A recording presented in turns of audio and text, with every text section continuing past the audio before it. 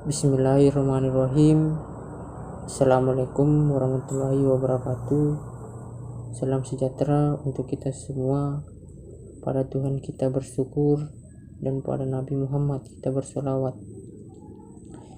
Di sini saya akan menjelaskan atau memaparkan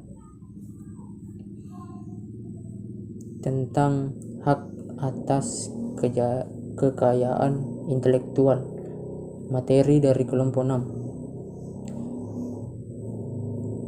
Hak atas kekayaan intelektual adalah sebuah perlindungan hukum yang diberikan sebuah negara tertentu kepada seseorang atau sekelompok individu yang telah menuangkan gagasannya dalam wujud sebuah karya. Hukum ini bersifat teritorial kenegaraan. Hak cipta didefinisikan sebagai hak eksklusif pencipta yang timbul secara otomatis berdasarkan prinsip deklaratif setelah suatu ciptaan diwujudkan dalam bentuk nyata tanpa mengurangi pembatasan sesuai dengan ketentuan peraturan perundang-undangan. Undang-Undang Nomor 28 Tahun 2014 tentang Hak Cipta.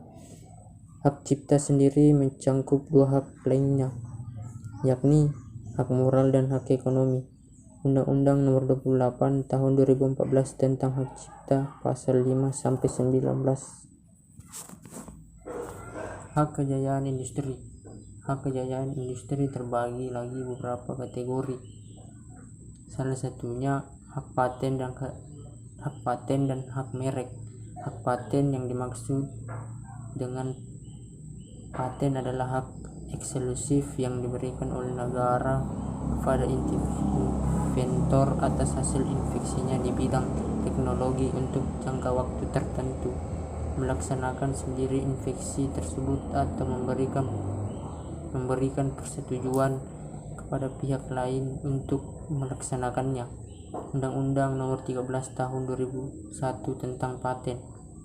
Hak merek adalah hak eksklusif yang diberikan oleh negara kepada pemilik merek yang terdaftar untuk jangka waktu tertentu dengan menggunakan sendiri merek tersebut atau memberikan izin kepada pihak lain untuk menggunakannya. Samping itu, pasal ini juga menjelaskan beberapa kategori merek dagang, merek jasa, dan merek kolektif. Pasal 1 Undang-Undang tentang merek dan indikasi geografis. Baiklah, saya akan melanjutkan materi yang sebelumnya. Nah, di sini ada ruang lingkup Undang-Undang Nomor 19 tentang Hak Cipta. Ciptaan yang dilindungi. Buku, program komputer, pamflet, perwajahan, karya tulis yang diterbitkan, dan semua hasil karya tulis lain. Ceramah, kuliah, pidato, dan ciptaan lain yang sejenis dengan itu, alat peraga yang dibuat untuk kepentingan pendidikan dan ilmu pengetahuan. Nah, bisa diperhatikan ini ada beberapa ciptaan yang dilindungi. Kemudian ciptaan yang tidak diberi hak cipta. Sebagai pengecualian terhadap ketentuan di atas, tidak diberikan hak cipta untuk hal-hal berikut, seperti hasil rapat terbuka lembaga-lembaga negara, peraturan perundang-undangan, pidato kenegaraan atau pidato pejabat pemerintah, putusan pengadilan atau penetapan hakim, keputusan badan arbitrais atau keputusan badan-badan sejenis lainnya. Pasal 12 ayat 1 Undang-Undang Nomor 19 Tahun 2002 tentang Hak Cipta.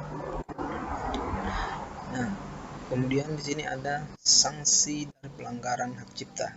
Bagi yang mereka dengan sengaja atau tanpa hak melanggar hak cipta orang lain dapat dikenakan pidana penjara paling singkat 1 bulan atau denda paling sedikit 1 juta rupiah atau pidana penjara paling lama 7 tahun atau denda paling banyak 5 miliar rupiah. Pasal 72 Undang-Undang Hak Cipta. Baiklah, setelah dua materi di atas, kali ini kita akan menjelaskan tentang prosedur pendaftaran dan pengurusan hak paten. prosedur yang pertama itu adalah mendaftar di kantor wilayah Departemen Hukum dan HAM. Nah, prosedur ini dikenal dengan prosedur konvensional, yaitu dengan datang langsung ke kantor wilayah Departemen Hukum dan HAM, yang juga dikenal dengan singkatan Kanwil Depkumham di masing-masing ibu kota provinsi. Prosedur yang kedua yaitu mendaftar secara daring. Nah, untuk mempermudah proses pendaftaran hak cipta, Ditjen Hak Kekayaan Intelektual kini menyediakan portal registrasi daring atau online melalui laman https://ehakcipta.dgip.go.id. Cara ini dijamin aman dan cepat karena Anda akan langsung dihubungkan dengan Ditjen Hak Kekayaan Intelektual Pusat. Cara yang ketiga yaitu memakai jasa konsultan hak kekayaan intelektual. Nah, cara ini ditujukan bagi Anda yang tidak ingin repot atau yang tidak punya waktu untuk mengurus hak paten Anda sendiri. Cara ini juga dikenal lebih efisien dan praktis sebab pengurusan pendaftaran Anda akan diurus oleh ahli yang sudah berpengalaman di bidang pencatatan haki. Yang perlu diketahui, jika menggunakan cara ini, Anda harus mengeluarkan biaya yang lebih mahal. Setelah memilih satu dari 3 prosedur di atas, kemudian Anda harus melengkapi syarat dan dokumen untuk mengurus hak cipta. Dalam hal ini, Departemen Hukum dan HAM membuat beberapa persyaratan yang harus dilengkapi saat melakukan pendaftaran. Syarat yang pertama yaitu nama, status kewarganegaraan, dan alamat lengkap pendaftar. Yang kedua, nama, status kewarganegaraan, dan alamat lengkap pemegang hak cipta. Yang ketiga, judul karya. Yang keempat, waktu dan lokasi karya diumumkan untuk pertama kali. Yang kelima, uraian karya secara singkat. Dan yang keenam, sampel karya yang didaftarkan. Nah, sampel karya ini formatnya bisa dilihat di laman situs Ditjen Haki. Setelah persyaratan dilengkapi, kemudian dokumen juga harus dilengkapi. Nah, harus diperhatikan di sini untuk mendaftarkan hak cipta atas nama perseorangan dan hak cipta atas nama perusahaan itu ada beberapa tambahan dokumen yang harus dilengkapi. Nah, kita lihat dulu untuk dokumen-dokumen yang harus dilengkapi jika mendaftarkan hak cipta atas nama perseorangan. Yang pertama adalah surat kuasa ditandatangani di atas materai 6000, surat pernyataan keaslian karya. Ini untuk menghindari hal-hal yang tidak diinginkan seperti kepalsuan karya atau pendaftaran hak cipta atas karya orang lain. Nah, yang ketiga NPWP. Yang keempat sampel karya.